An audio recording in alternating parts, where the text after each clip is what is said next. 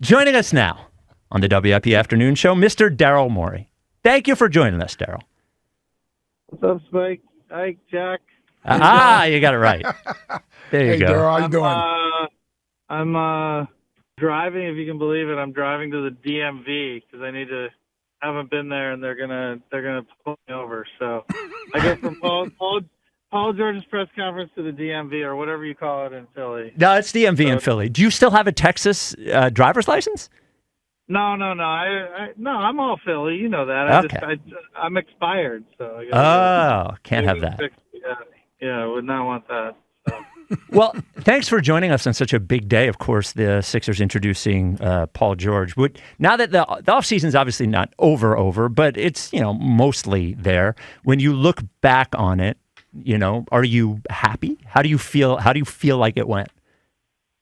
Obviously, we have a long way to go, but in terms of like the outcomes that could have happened, we feel like we're in the upper percentile of how it could have gone. There's a lot of ways, a lot of different twists and turns that could have happened. So you mentioned twists and turns, and obviously, Paul George was the number one target. I don't know, you could have said that, but he was the number one target. How many going into this? And you have very little information, or I assume not as much as you would want going into it. How many different backup plans do you guys go into this offseason with, knowing that the Paul George thing is not a certainty? Well, one thing that we hated is we had to spend, I'd say, 80 to 90% of our time on the other plans because they were the more complex, the more combinatorically explosive, as we might say. So, like getting Paul, then we're like, hey, once Paul comes, we're going to get people who want to chase the ring, want to play with Paul, like Caleb, like Kyle Lowry, like Eric Gordon, like Drummond.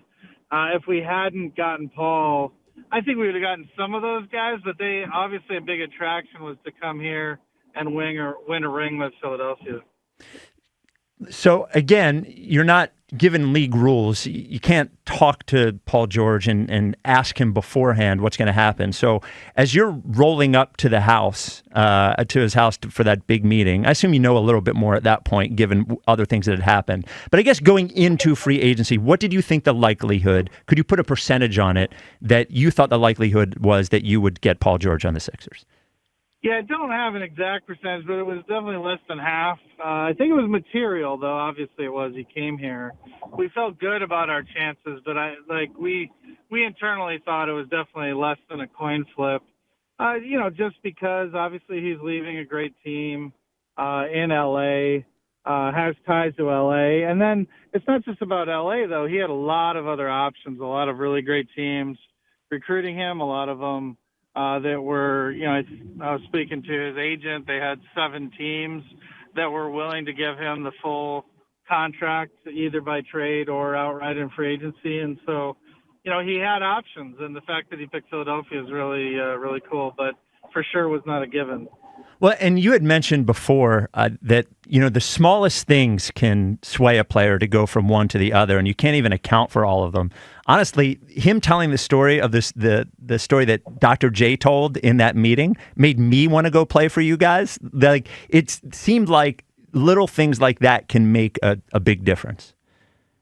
I agree. Yeah, there were little things like that. The fact that Elton Brand, his big free agency decision was from the Clippers to Philadelphia.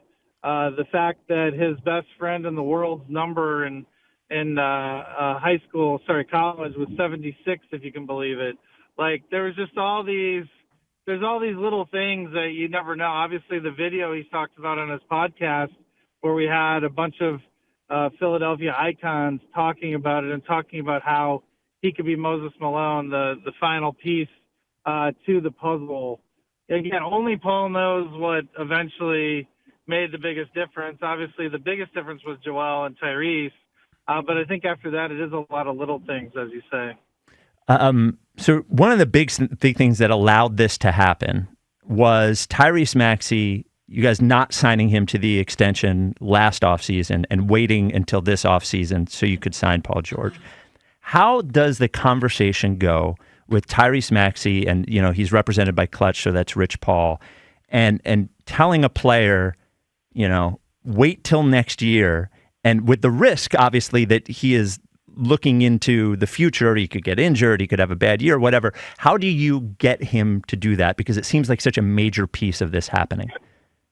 I think, I'm glad you brought it up because Tyrese deserves, he made this offseason happen. Without Tyrese, this offseason can't happen. All his peers in that draft, I think pretty much all of them who are on the way he was, on the way to being an all-star, all got big extensions. So it was very challenging with both Tyrese and his family. They very understandably wanted the extension they deserved and 100% did deserve. I think Rich Paul was a big factor here in that Rich is very experienced on being part of winning teams, obviously with his iconic, clients who have won many titles with multiple teams and them having to put those teams together. Rich became very important for us to help explain this, that, obviously coming from us is pretty biased, but for Rich to go to him and say, hey, I get what they're doing, and this is a good plan, I think that was a big factor. Yeah, that takes a lot of trust when you're looking at it from a player standpoint.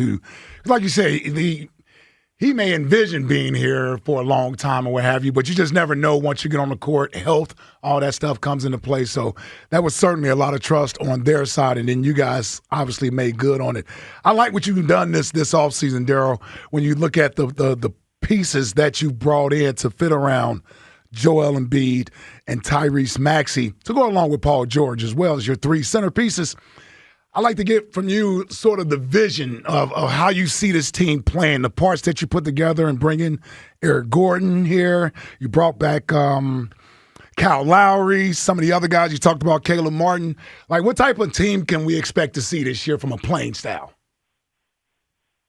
Well, I think obviously – good question for Coach Nurse, but we really wanted to add a lot of wings, guys who could switch on defense, guys who have had a lot of deep playoff runs, guys who are athletic and have a lot of experience. So with Oubre, obviously fans know him well. We think the better the players are around him, the better he plays. I think we saw a little of that last year, and he'll get more this year. Caleb, obviously, the new Celtics killer, I think, obviously going on some multiple deep playoff runs with Miami. We love that about him, and we love his versatility where he can guard multiple positions, play on and off the ball. And then Lowry, of course, big factor in how well we played down the stretch last year. Eric, his ability to really space the floor, I think fans are going to love. It's one thing we haven't had that I'd always had on some of my prior teams, which is a guy who puts a threat on the defense from 30-plus feet out. That really opens up space for folks like Paul. And then Drummond, obviously, one of our big issues, and probably will be our biggest bugaboo we need to shore up all season, and that's why we have draft picks and other things to address it, is rebounding. I do think rebounding will still be something that we need to continue to focus and work on. And Drummond shores up that a lot, but that's something that we need to do better at up and down the roster. Offensively, I think it's a pretty natural fit that, we're going to be able to score the basketball both in transition and half court. Obviously, when you have three elite offensive talents, Tyrese, Paul, and Joel, it gets, and then floor spacers, it gets pretty easy. So. Yeah, we're talking to Sixers president of basketball operations, Daryl Morey. You mentioned Oubre wanting to come back, and Oubre had really nice things to say about Philadelphia and playing here. And then the other part that you had to convince Paul George, to come from Los Angeles, where he's from, to Philadelphia. We had Danny Green on the Rights Ricky Sanchez a month ago, and he told us nobody wants to play in Philadelphia. In your eyes, what sort of challenge is it to get NBA free agents to want to play here? I don't think it's a challenge. I remember taking a lot of heat for saying this here. I mean, I think players want to play in Philly. I mean, mostly they want to play for winners. So I think obviously Joel and Tyrese, that's the number one draw. But Philadelphia has a great history, a great town. I don't think it's that challenging to recruit here. There have been some players in the past who have, had some noise about that. But I think anytime someone takes the time to look into those things, they'll see that often that's just a little bit on the way out, someone being disappointed it didn't work out, and it really isn't about some of the factors that they say. Well, I tell you, Daryl, you have changed that perception, because that was a perception from within. And maybe that's part of our insecurity here as fans here, especially when it comes to the Sixers. It has been difficult to get sort of these high-level caliber of players to want to come to play here. But since you certainly have taken over, it doesn't seem to be nearly as big of a problem. That being said, you don't make the moves that you've made this offseason. Joshua Harris doesn't invest the type of money in the players that he has this offseason without wanting the ultimate goal, which is to win a championship. And that's the biggest thing we get from fans when they call up talking about the Sixers is, okay, how long are we going to wait? So I just ask you from that standpoint, when you look at the window, do you ever, when you put the roster together, are you envisioning a window in which you want to win in? Like, does that come into play? Because we get asked about a championship window all the time. Yeah, I think it's a natural question if you're a fan, front office, owner, whatever. I think one nice thing is that players are, elite players, especially like Joel and Paul, are playing later into their careers and playing at a high level later into their careers with modern science, especially the highly skilled guys. So I don't know if we think about it as a window, but we did want to make sure that we put everything into making sure this team had a shot to win the title. And, and as we speak, we're right there with 2, 3, 4 teams that most people, think and we agree are legitimate contenders this year to win the championship. And so I think the window is a real thing. You'd hate to put a number on it, but that's why we're going, heavy on making sure this was a great offseason. Over the last couple of years, you probably would have had the opportunity to improve the team to a certain degree by either maybe getting rid of a player, obtaining a different player, but would have changed the amount of flexibility you had this offseason. How difficult was it for you to not only have that calculus, but sometimes hold back given, a lot of different factors, Joel's desire to win, the fan and organizational pressure. How difficult was it to keep the powder dry, as they say, for this offseason? Yeah, no, that's a great question. Especially at this past trade deadline, there were some opportunities, but we were totally willing to do those opportunities if something we thought was compelling came along. But every time something came in, we were weighing the trade-offs of how that might impact this offseason relative to the lift we would get this year. And always it was a pretty easy choice to stick with the plan. But if something more compelling had come along, I think that would have made things a little more difficult. I did get to the DMV, so I don't know if you guys can just hit me with one or two more. Okay, two more. I'm gonna beg you for two more. But I know that DMV line can be long. Sorry. All right. First one, you mentioned making a decision at the deadline, and obviously Joel's health, is part of that calculus. As long as he's been here, I think he's a wonderful player and love him to death. But the only year I can ever remember him being fully healthy at the end of the year, relative to what fully healthy means, is the bubble season. What do you as an organization and what does Joel have to do differently to give him a better chance of being able to play at a high level at the end of the year and the playoffs? Well, I think it starts with having the better team. So the better the team is, the more he won't feel pressure to be out there every night, which I think we've seen in past seasons. Sometimes when you hear those sort of last minute, like, hey, I'm going out there, a lot of that is Joel just feeling the responsibility to the fans and to the franchise.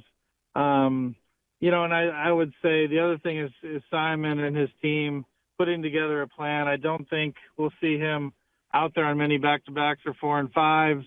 Obviously, his overall strengthening plan for his legs and things like that, keeping that at a high level. So, look, I mean, we're going to do everything we can. Obviously, there's always going to be a risk there, but that's part of NBA basketball. All right, last one, Daryl, and thanks for calling in. Big day, obviously, for you guys with the DMV and all. Most of the teams that win championships have some roster consistency year to year. You know, you look at Denver, you look at Boston. Not only do we not really have that here with some important pieces, but there is talk, and you even just mentioned it, about the idea of potentially even more changes during the year. How do you expect or how do you hope to win a championship with a team that is so brand new with even more changes potentially coming? Yeah, so I look at continuity in sort of an all else equal type situation. So there's generally continuity comes from winning, not that continuity creates winning. If you study the data, which I know you do, obviously there's some famous teams that have come together and won in their first year, like the Celtics of a little bit too long ago. There's been, the Heatles, obviously. So there's quite a few things, but if you try to isolate continuity versus not, you really come quickly to, it really just matters.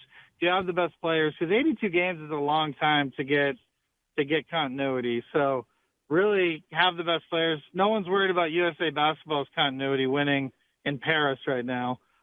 So generally having the best players beats any sort of continuity would be my answer there. Well, Daryl, I appreciate you calling up. Just know that when I said that you were going to go into the Hall of Fame as an executive here, all the listeners got mad at me and yelled at me. So I was carrying the torch, man. Well, your check's in the mail. At least. Thank you, Fred. Thank you. All right, man. Good luck at the DMV. I hope you're out of there within the next 3 hours. Appreciate it, Daryl. All right, thanks, guys. All right, see you. There is Daryl Morey, the president of basketball operations for the Philadelphia 76ers. If you missed any of it and you have the Odyssey app, you can hit the rewind feature there and just go back and listen to it, or you can subscribe to the podcast wherever you get your podcast. Just search WIP Afternoons.